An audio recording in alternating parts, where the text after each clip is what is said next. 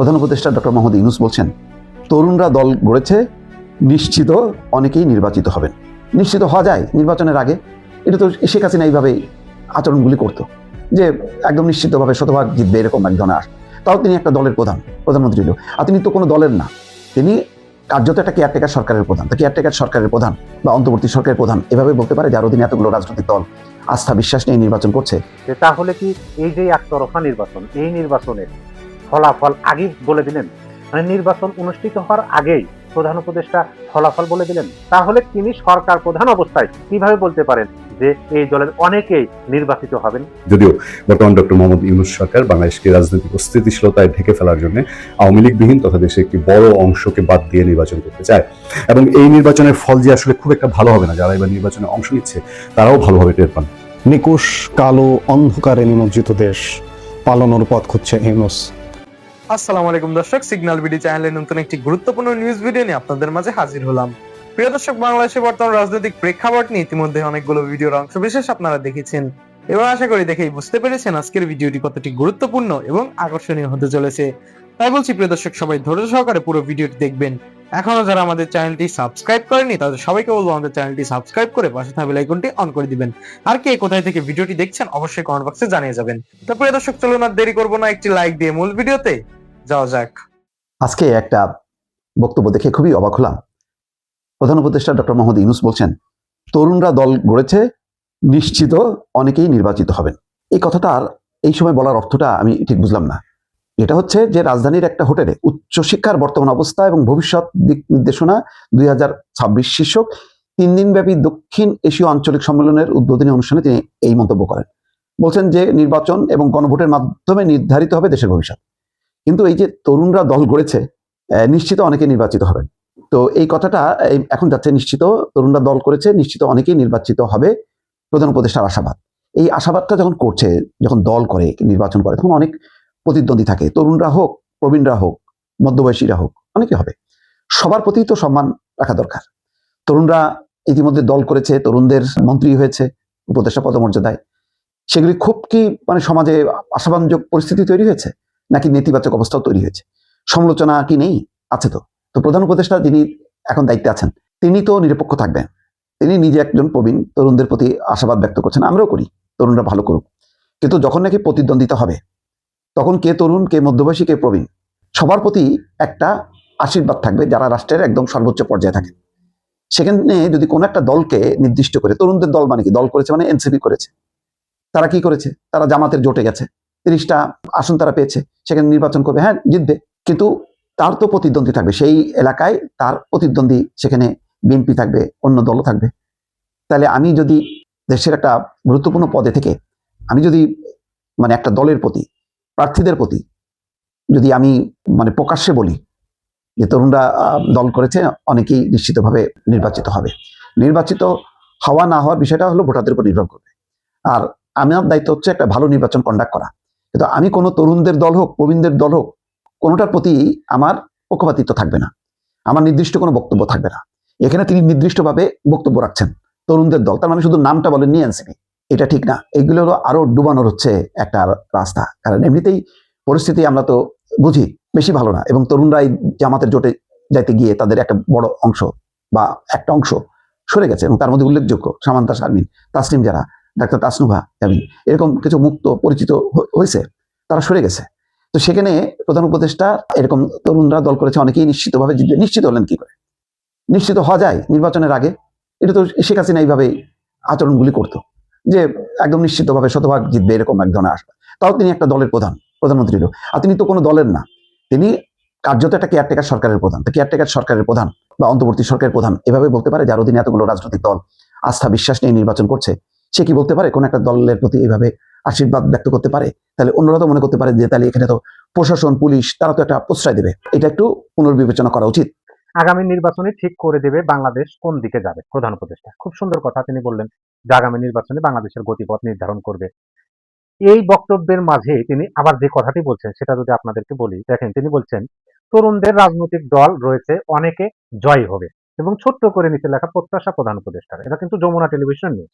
আবার একটু বলি, তরুণদের রাজনৈতিক দল রয়েছে, অনেকে জয়ী হবে, হ্যাঁ, প্রধান উপদেষ্টা তিনি প্রত্যাশা করছেন, কিন্তু এইভাবে কথাটা দেশের জনগণের কাছে কিভাবে পৌঁছায়, জনগণ কিভাবে দেখে?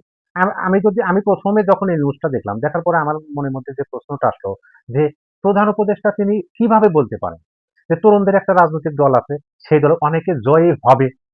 মানে এই কথার মধ্যেই কিন্তু একটা নিশ্চয়তা আছে, এই কথার মধ্যে কিন্তু একটা মানে প্রত্যাশার কথা একরকম আর নিশ্চয়তার কথা একরকম। দেখেন, নাহিদ ইসলাম এনসিপির বর্তমানে যিনি আহ্বায়ক, তিনি যখন পদত্যাগ করলেন উপদেষ্টা পদ থেকে, তখন কিন্তু ওই উপদেষ্টা পরিষদ থেকেই বিভিন্ন ব্যক্তির মুখ থেকে আমরা শুনলাম যে আগামী প্রধানমন্ত্রী নাহিদ ইসলাম। আর নির্বাচনের আছে মাত্র 29 দিন। এই 29 দিন আগে প্রধান উপদেষ্টা তিনি বলেই দিলেন যে তরুণদের রাজনৈতিক দল রয়েছে, অনেকে জয়ী হবে। তিনি কিভাবে জানেন? কিন্তু আমরা তো জানি যে নির্বাচন হচ্ছে অনিশ্চয়তার খেলা, এক ভোটের ব্যবধানেও জয় পরাজয় ঘটে। তাহলে এখানে কিভাবে বলতে পারি যে অনেকেই জয় হবে? আমরা তো দেখেছি তাদের জয় হওয়ার সম্ভাবনা নাই, জয় হওয়ার সম্ভাবনা একেবারেই কম। এমনকি এরকমও আমরা চিন্তা ভাবনা করি বা এরকমও পরিবেশ দেখতেছি যে তাদের জামানত ফেরত পাবে কিনা সেটারও সন্দেহ আছে, যদিও একতরফা নির্বাচন। তারপরেও তারা যে সমস্ত প্রার্থীর বিরুদ্ধে নির্বাচন করতে যাচ্ছে, তাদের জনপ্রিয়তার কাছে তারা আদৌ জামানত ফিরে পাবে, এই সংশয়টা কিন্তু আছে। দেখেন, আমি আপনাদেরকে সরি আমি আপনাদেরকে জনগণের মতামত জানানোর চেষ্টা করবো। দেশের মানুষ তাদের এই বক্তব্য নিয়ে কি ভাবতেছে, তাদের বক্তব্যটাকে সেটা জানানোর চেষ্টা করবো। তার আগে আমি গভর্নরের বক্তব্যটা আপনাদেরকে একটু জানাই। গভর্নর বলছেন এনজিও গুলোকে গণভোটে হ্যাঁ এর পক্ষে সহায়তা করুন।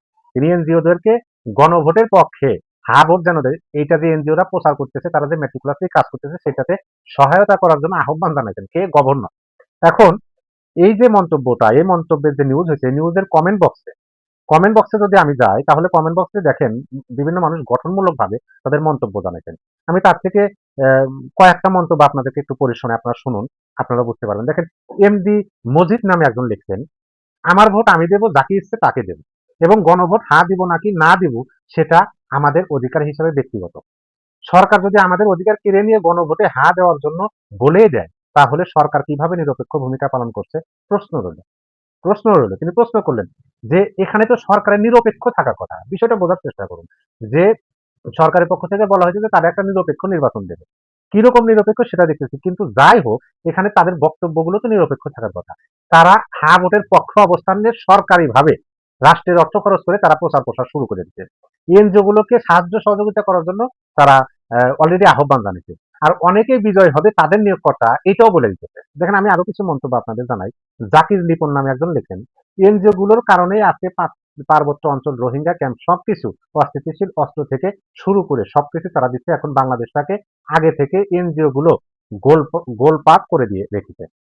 তিনি এনজিও বিষয়ে একটা ধারণা দিতে, এই যে এখন যে মন্তব্যটা আপনাদের পরে শোনাবো, খুবই গঠনমূলক দীর্ঘ একটা মন্তব্য তিনি করছেন আহ, রুবেল প্লাবন নামে। আপনারা শুনুন, শুনলে বুঝতে পারবেন। আবেগে পড়ে শুধু হায়ের পক্ষেও নিবেন না, আগে জুলাই সনদে কি আছে পড়ুন। জুলাইয়ে যে আন্দোলন শুরু হয়েছিল কোঠা না মেধা, আমরা সকলে জুলাইয়ের পক্ষে ছিলাম। এখন আমরা দেখতে পেলাম জুলাই নামে যে ষড়যন্ত্র খেলা খেলে জনগণকে ধোঁকা দিয়েছে। আচ্ছা, আজকে যারা হা ভোটের পক্ষ নিচ্ছেন তাদের কাছে একটি অনিবার্য প্রশ্ন। ডোনাল্ড ট্রাম্প প্রকাশ্যে বলেছেন বাংলাদেশের জন্য বরাদ্দ ছিল $29 মিলিয়ন, যা বাংলাদেশি মুদ্রায় প্রায় 350 কোটি টাকা। এটি কোনো গুজব নয়, এটি একটি নথিভুক্ত রাজনৈতিক বক্তব্য। এখন রাষ্ট্রের কাছে প্রশ্ন খুব সোজা, এই 350 কোটি টাকা কোথায় গেল? কারা এই অর্থের সুবিধাভোগী হলো? কোন প্রকল্পে, কোন সংস্থার মাধ্যমে, কোন জবাবদিহির কাঠামোতে এই অর্থ ব্যয় হয়েছে? এই তিনটা প্রশ্ন তিনি করলেন। যদি এই অর্থ সত্যি গণতন্ত্র, রাজনৈতিক সংস্কার বা জনস্বার্থে ব্যয় হয়ে থাকে, তবে সাধারণ মানুষের জীবনে তার কোনো দৃশ্যমান প্রতিফলন নেই কেন? নাকি উন্নয়নের নামে অর্থ ঘুরছে ক্ষমতার করিডোরে? জনগণের জীবনে নয়? 2025 সালের শেষে ডক্টর মোহাম্মদ ইউনূসের নেতৃত্বে গঠিত সরকার যদি সত্যি নৈতিকতা, স্বচ্ছতা ও জবাবদিহির প্রতিশ্রুতি দিয়ে থাকে, তবে এই প্রশ্নগুলোর উত্তর দেওয়া তাদের নৈতিক দায়িত্ব। কারণ জনগণের নামে আসা অর্থের হিসাব জনগণের কাছেই দিতে হয়। তারপরে তিনি লিখতেন, নাকি দিতে হয়। প্রশ্ন করা যদি অপরাধ হয়, তবে রাষ্ট্র গণতান্ত্রিক নয়, শুধু ক্ষমতাকেন্দ্রিক। এখন আমাদের কাছে সবকিছু পরিষ্কার, বিদেশি প্রভুদের এজেন্ট বাস্তবায়ন ছাড়া আর কিছু না। আজ সবকিছু পরিষ্কার, আল্লাহ আমাদের সকলকেই বিদেশি প্রভুদের হাত থেকে রক্ষা করুন, আমিন। তিনি এই মন্তব্যটা লিখছেন। এই যে আমি আপনাদেরকে কয়েকজনের মন্তব্য পড়ে শোনালাম এবং প্রধান উপদেষ্টা গভর্নরের বক্তব্য আপনাদেরকে শোনালাম, আপনার মনে কি এই ধরনের কোনো প্রশ্ন জাগলো? যে নির্বাচনের আগে কিভাবে বলতে পারেন সরকার প্রধান হয়ে যে নতুন যে দল, আমরা তো জানি নতুন দল কোন দল, তাদেরই নিয়োগকর্তা বা তাদেরই দল প্রত্যক্ষ পরোক্ষভাবে তারা মদত দিচ্ছেন।